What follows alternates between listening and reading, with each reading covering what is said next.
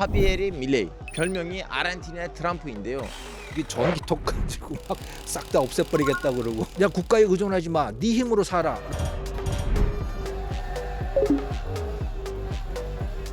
3년 물가 상승률이 130%거든요. 부도를 많이 내는 나라.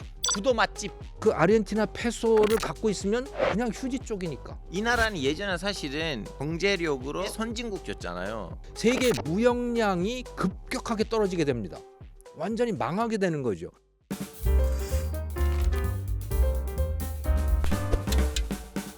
이게 웬 난리지? 난리지 쇼에 오신 것을 환영합니다. 저는 MC를 맡은 알파고입니다. 여러분은 아르헨티나면 뭐가 떠오르시나요?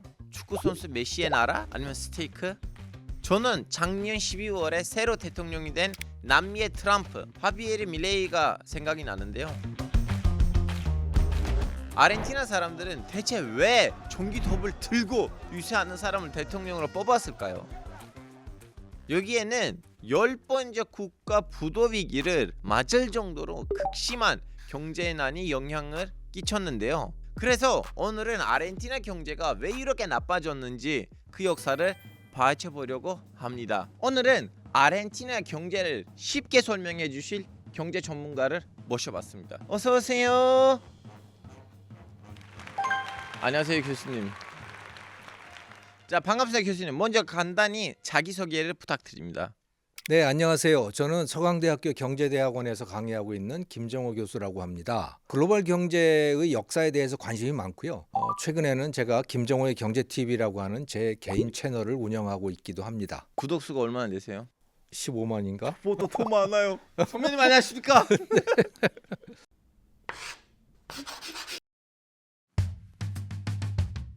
오늘은 우리는 아르헨티나에 대해서 얘기를 할 건데요. 네. 이제 아르헨티나 하면 메시가 있다는 거 말고는 한국인들한테 생소한 나라잖아요. 예. 이제 잘 모르시는 분들을 위해서 일단 그 아르헨티나에 대해서 어떤 나라인지 간단히 좀 약간 개요 정도로 설명 부탁드릴게요. 우리는 이 땅 넓은 나라가 굉장히 부럽잖아요. 아르헨티나는 땅이 굉장히 넓습니다. 278만 제곱킬로미터인데 우리 한국이 10만 제곱킬로미터예요. 그러니까 28배나 넓은 땅을 갖고 있는데 우리보다 인구는 조금 작죠. 4,700만, 우리가 5천만인데. 그래서 정말 땅이 넓은 나라. 남미의 그 인종의 구성을 보면 인디오라든가 또 많이 계시는데 아르헨티나는 주로 백인들 위주로 구성이 되어 있습니다. 네, 그래서 남미 중에서도 좀 유럽풍의 나라, 유럽풍이 굉장히 강한 나라로 이해가 되지요.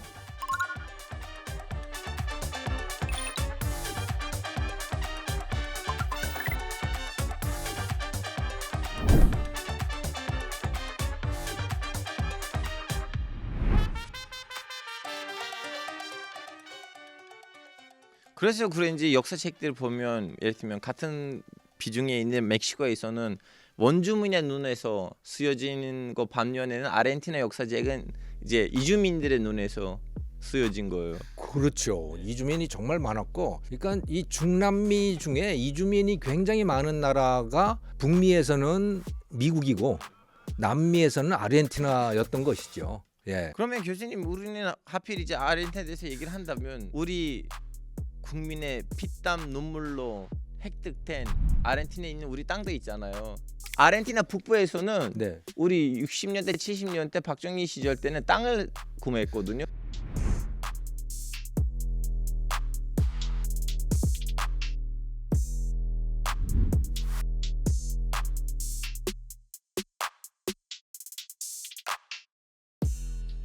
국가 자원에서 거의 여의도의 몇 배 정도 크기의 땅을 구매했는데 뭐 매년 국가 예산으로 좀 약간 관리비가 나갈 뿐이지 돈이 들어오진 않습니다. 하여튼 뭐 결론적으로 우리 한국인이라면 한반도에 있는 우리 땅뿐만 아니고 해외에 있는 우리 땅 가지고 관심을 가져야 됩니다. 작년 12월에 아르헨티나 대통령이 바뀌었죠. 하비에르 밀레이. 이제 별명이 아르헨티나의 트럼프인데요. 이런 별명이 붙은 이유가 뭐예요?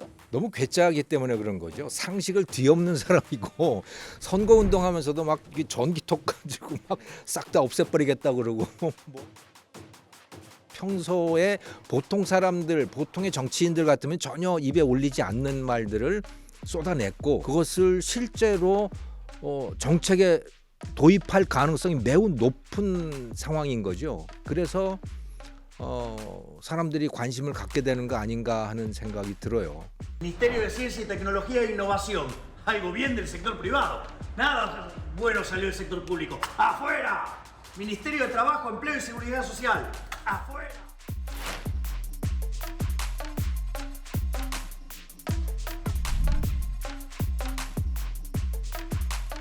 그리고 이 사람이 경제학자예요. 저 같은 경제학자죠. 원래 정치를 하는 사람이 아니고 그냥 공부하는 사람, 또 강의하는 사람, 연구하는 사람이었는데 방송에 출연을 해가지고 이제 이런 이상한 말들을 쏟아내다가 보니까 인기가 높아진 거예요.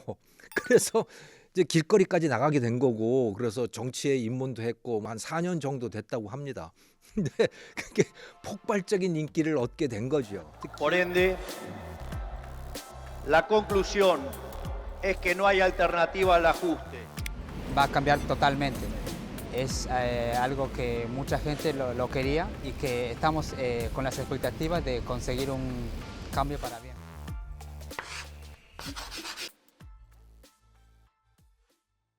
자, 근데 교수님 이렇게 극단적인 캐릭터인데도 당선되는 이유가 아르헨티나에서 지금 경제 위기가 있어서 그런 거잖아요. 근데 실제로 이 경제 위기는 얼마나 심각한 수준인가요? 우리 한국인들에게는 아르헨티나가 축구 잘하는 나라로 제일 잘 알려져 있는데 사실은 저 같은 경제학자들에게는 부도를 많이 내는 나라. 9번 부도를 냈고 10번을 가느냐 안 가느냐라고 하는 거. 부도 맛집. 네, 뭐도 맞지. IMF 구제금융을 받은 건 20번도 넘고요. 우리가 한 번 IMF 구제금융을 받았는데 이 나라는 22번 구제금융을 받았고 지금도 여전히 매우 위험한 상태에 있는 나라. 그렇게 보시면 되겠죠. 또 돈 가치가 워낙 떨어졌기 때문에 뭐 2023년 물가 상승률이 130%거든요. 우리나라 물가 상승률이 뭐 4%, 5%, 뭐 3% 여기서 왔다 갔다 하잖아요. 7%만 올라가도 우리는 정말 고통스럽습니다. 요즘 외식 물가 정말 많이 올라갔다고 하는데 이런 상황이 한 5%, 6% 정도의 물가 상승률이에요. 그런데 이게 물가가 130%가 올라간다고 생각을 해보면 이건 자고 일어나면 가격이 변해 있다고 보시면 되는 거예요.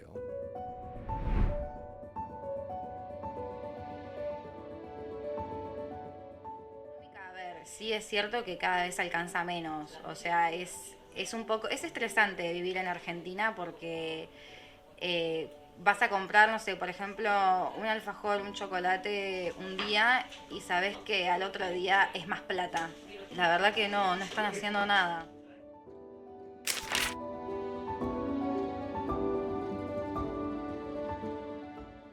이런 화폐 가치가 떨어지니까 어떤 현상이 일어나요? 그 돈을 안 쓰는 거죠. 그러니까 자기네 나라 돈을 안 써요. 그러니까 달러를 쓰거나, 그러니까 자기가 집에다가 저축하는 돈은 달러. 그 거래할 때는 어떻게 하느냐? 물물 교환으로 심지어는 하게 되는 거죠. 왜?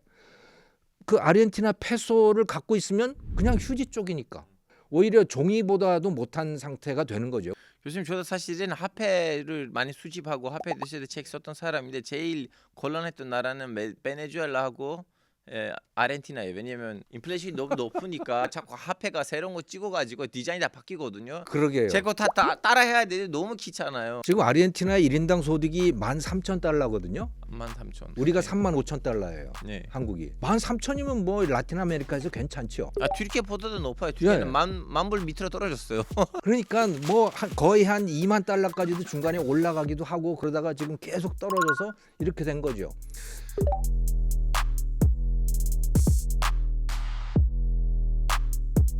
그러니까 이게 발전하는 나라는 조금씩 발전을 하더라도 그게 그렇게 불만이 되지는 않아요.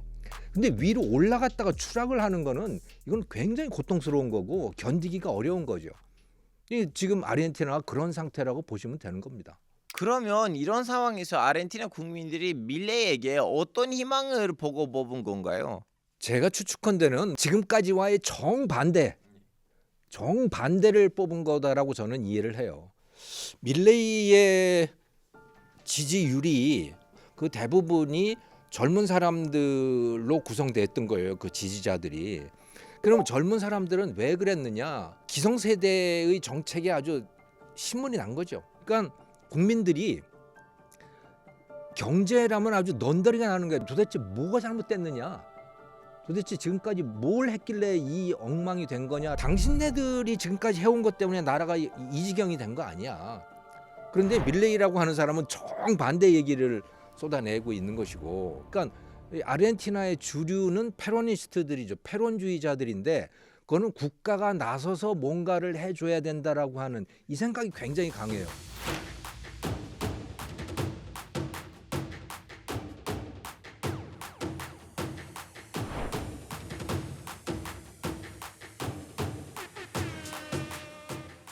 대부분의 아르헨티나 국민들은 그렇게 생각을 해왔고, 근데 이 밀레이라고 하는 사람은 정반대 얘기를 하는 거예요. 그런 생각은 다 틀려먹었다. 그것 때문에 망한 거다. 야, 국가에 의존하지 마. 네 힘으로 살아. 라고 하는 말을 하고 있는 거예요. 그럼 어떻게 해야 되는데? 국가는 손을 끊어야 돼. 중앙은행 없애버려. 그 중앙은행이 있기 때문에 자꾸 돈을 찍어내잖아. 그러니까 돈 가치가 이렇게 떨어진 거 아니야. 그러니까 아예 돈을 못 찍어내게 중앙은행 없애버리고 그냥 미국 달러를 쓰자. 이런 이야기까지 할 정도인 거죠.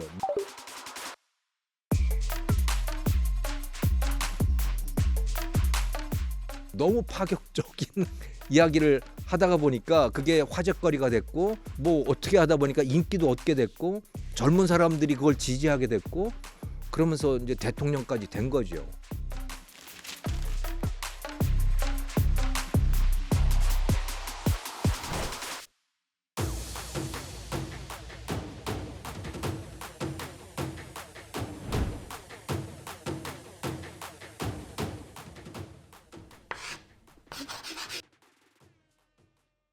이 나라는 예전에 사실은 경제력으로 5위의 선진국이었잖아요. 얼마나 잘 살았어요. 부에노스아이레스, 그러니까 아르헨티나의 수도에 지하철이 1913년에 처음 생겼대요. 오. 일본 동경에 처음 생긴 게 1927년이라고 합니다.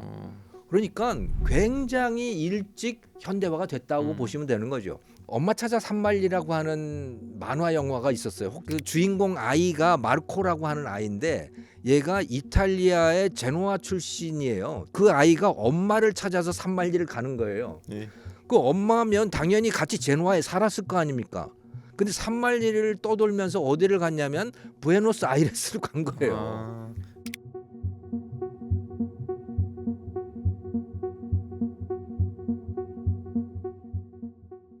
그 시절 때는 이태리 노동자들 많았어요. 그러니까 아르헨티나가 이태리보다 훨씬 잘 살았기 때문에, 그러니까 외국인 노동자로 아르헨티나에 간 사람들이 굉장히 많았던 것이죠.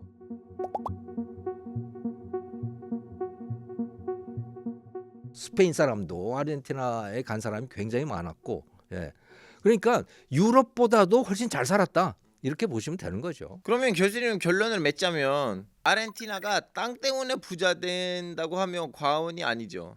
그렇죠. 땅이 넓다라고 하는 게 굉장히 중요한 원인 중에 하나였어요. 근데 그게 가장 중요한 원인은 아니죠. 예. 예. 땅 넓은 나라는 정말 많아요. 중요한 것은 그 땅을 어떻게 활용을 하느냐라고 하는 것이고, 그런 관점에서 보면 수출에 적극적이라고 하는 것, 글로벌 시장을 적극적으로 활용하려고 했다라고 하는 것이 저는 더욱더 중요하다고 봐요. 그러니까 아르헨티나는 그 넓은 팜파스 초원에서 나오는 육류라든가 또는 밀이라든가 콩이라든가 옥수수라든가 이런 것들을 가지고 유럽에 적극적으로 수출을 했던 거거든요.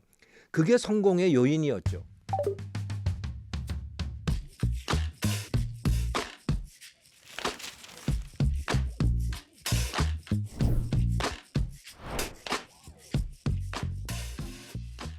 네, 교수님 아르헨티나 자원도 많지 않아요? 자원도 굉장히 많죠. 뭐 소고기는 뭐 말할 것도 없죠. 뭐 그 넓은 땅에 그 가우초라고 하는, 그러니까 미국식으로 하면 카우보이들이 엄청난 솥대들을 몰고 돌아다니면서 그 방목을 할 수 있는 그런 나라기 때문에 아르헨티나산 소고기 스테이크 정말 유명하잖아요.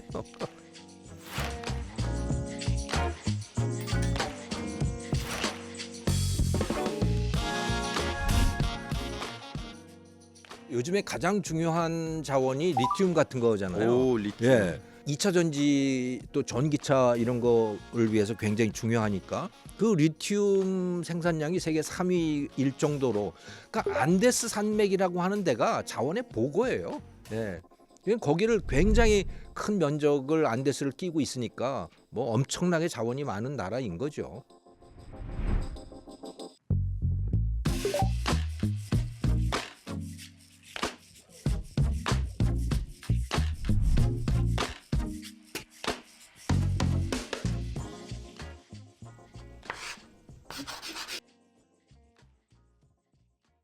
그러면 교수님, 아르헨티나가 잘 살았다는 말을 자꾸 우리가 하는데요.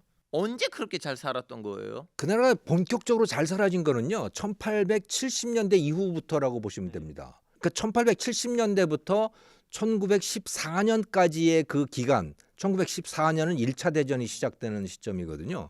그 44년 동안의 기간을 제1차 글로벌리제이션 황금 시대라고 불러요. 그때 본격적으로 이 세계화라고 하는 게 시작이 되는 거죠. 북아메리카의 미국은 남북전쟁이 끝나던 시절이었고, 그러면서 본격적으로 이제 북미에서는 미국이 번영을 하고 이 남미에서는 아르헨티나가 번영을 해가기 시작하는 겁니다. 두 나라 다 수출 지향적인 나라들이었던 거예요. 그 나라 자기들이 생산을 해가지고 그걸 다 유럽에다가 수출을 했던 거죠. 근데 그렇게 됐던 이유는 그때 본격적으로 증기선이 제대로 작동을 하기 시작했고, 또 내륙에서는 기차가 철도가 본격적으로 놓이기 시작했고, 식품과 관련해서는 냉장 기술이 본격화되기 시작했던 겁니다. 그러니까 장거리 수송이 가능해진 거죠. 고기, 육류라든가 이런 것들에. 그러면서 이 광대한 농토를 갖고 있던 미국과 아르헨티나, 북에서는 미국이고 남에서는 아르헨티나가 뭐 굉장히 빠른 속도로 성장을 해가기 시작했던 거고, 그런데 남북 전쟁이 끝나면서 노예제가 다 끝나게 되잖아요. 그러니까 굉장히 빠른 속도로 성장을 하기 때문에 노동력은 필요로 하는데 이제 흑인 노예는 조달을 할 수가 없게 된 거고, 그래서 어떻게 할 거냐? 그래서 유럽에서부터 대규모 이민을 받아들이게 되는 겁니다.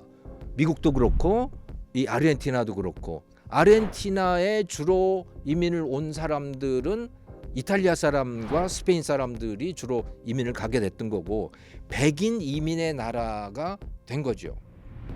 그러면서 그 노동력도 굉장히 빨리 충원이 됐던 거고, 뭐 그야말로 떠오르는 경제 강국이 된 겁니다.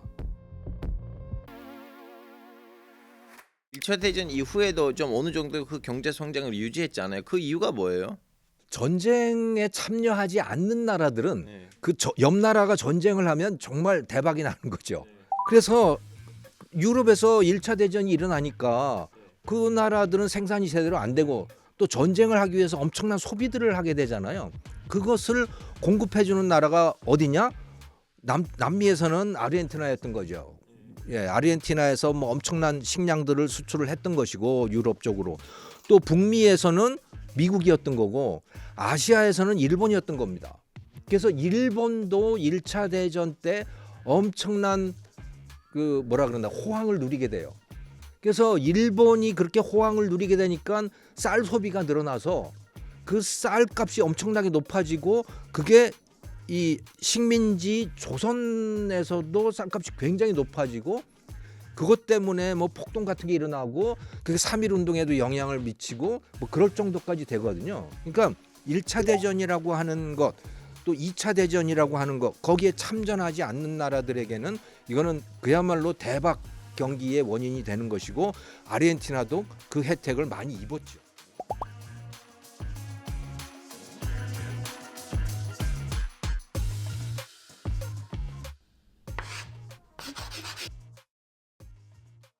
그러면 예전에 그렇게 잘 살았는데 갑자기 왜 망하게 된 건지 시청자들이 궁금하실 텐데요. 미국과 아르헨티나가 결정적인 차이가 있었어요. 네.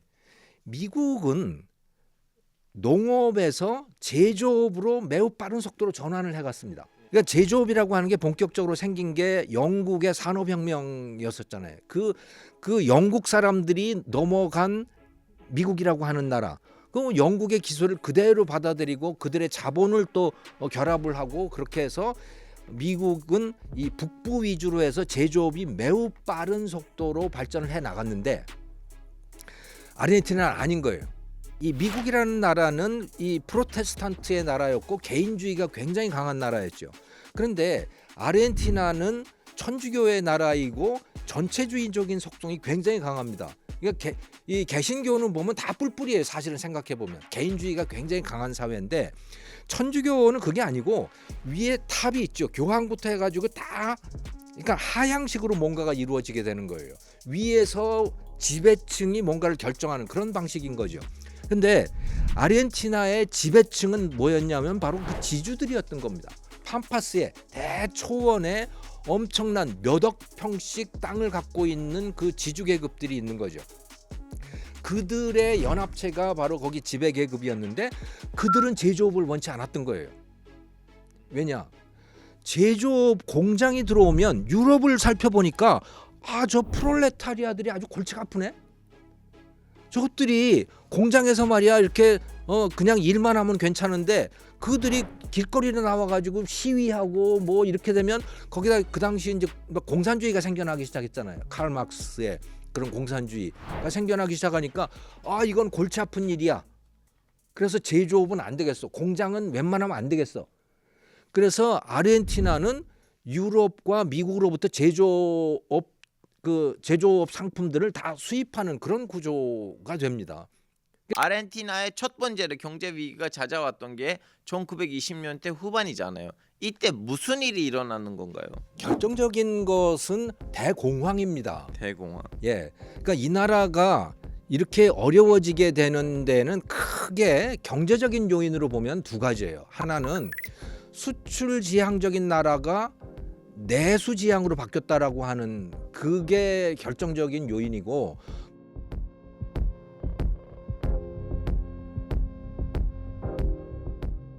또 다른 요인은 국민들이 복지는 누리면서 세금은 내려고 하지 않았다라고 하는 이 부분이거든요. 네, 그 1920년대 말에 이렇게 되는 그 기폭제 뭐라 그러나 실마리가 생기는데 그것은 대공황입니다. 대공황이 생기면서 무슨 일이 일어났느냐?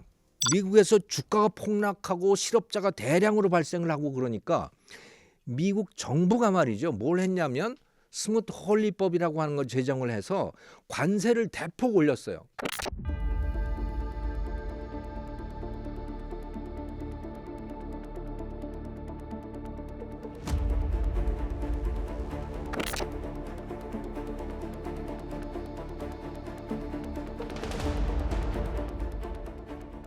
미국으로부터 수입을 다 막아버린 거예요. 그렇게 한 이유는 미국 내 일자리를 보존해야지 라고 하는 그런 목적 때문에 그런 거죠.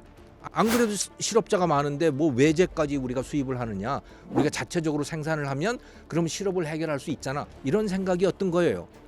자, 그런데 미국이 그렇게 관세 장벽을 높이니까 다른 나라들도 너만 해? 나도 그래. 그럼 니네 거 수입 안 할 거야. 그 다른 나라들도 다 따라서 관세 장벽을 높인 거예요. 그래서 세계 무역량이 급격하게 떨어지게 됩니다. 그 수출로 먹고 사는 나라 아르헨티나 같은 나라는 수출을 할 수가 없게 된 거예요.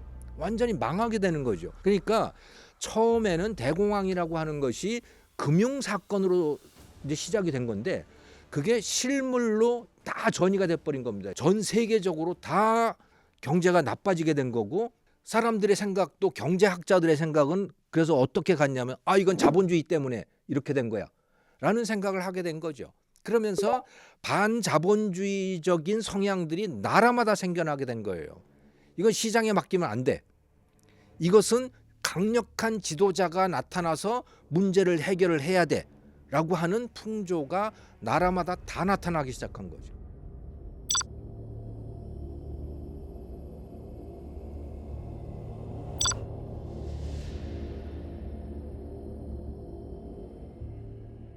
그리고 민족주의라고 하는 것도 그때 본격적으로 시작이 되는 겁니다. 자기 나라의 영토를 늘린다라고 하는 생각들이 나타난 거예요. 스페인이나 포르투갈이나 잉글랜드나 그들의 식민지는 자기 나라 영토를 넓힌다는 생각은 그렇게 많지 않았어요. 그러니까 그 이전까지의 서유럽 이 선진국들이 제국주의 정책을 본격적으로 펼치긴 했지만 그 제국주의 식민지를 만드는 그것은 최소 경제적인 이유가 굉장히 강했죠. 그런데 명분은 뭐였냐면 최소한 종교적인 거였어요. 비교도들, 이교도들을 개종시킨다라고 하는 것이 굉장히 그런 명분이 강했습니다. 그런데 19세기 말부터 들어서면서 민족주의적인 성향이 굉장히 나타나고 특히 독일 같은 경우는 식민지를 확대를 하는 것이 자기 나라 영토를 넓히는 그런 것이고 일본도 마찬가지잖아요. 네. 그런 걸로 변하게 된 거죠. 네. 근데 아르헨티나 경제가 나빠진 거는 쿠데타가 자주 일어났다는 것도 영향이 있는데요. 1930년부터는 쿠데타가 본격적으로 시작됐죠. 그렇죠. 그러니까 제가 나라들마다 민족주의가 배타적 민족주의가 굉장히 강해졌다고 말씀을 드리는데 그게 이탈리아 같으면 파시즘이에요. 파시스트라고 하는 거. 독일은 나치예요, 그게. 그러니까 나라들마다 다 이런 세력들이 나타난 거예요. 그리고 그들이 집권하는 방식은 형식은 민주적인 투표라고 할지라도 실질적으로는 쿠데타인 겁니다. 그래서 다 군사 정권이 되잖아요. 그런데 아르헨티나에 이탈리아 사람들이 굉장히 많이 와 있었고 이탈리아 이민이 그리고 이탈리아 본국에서 그렇게 파시즘이 퍼지니까 그게 그대로 이탈리아로 전이가 된 겁니다. 그래서 이 아르헨티나의 파시즘 운동이 굉장히 강해져요. 그리고 파시즘이라고 하는 게 국가 주도예요. 다 국가 강력한 지도자. 그래서 그 지도자를 일단 선출을 하게 되면 다른 반대자들은 전혀 인정하지 않는 그런 풍조이거든요. 그게 바로 이제 쿠데타가 되는 거죠.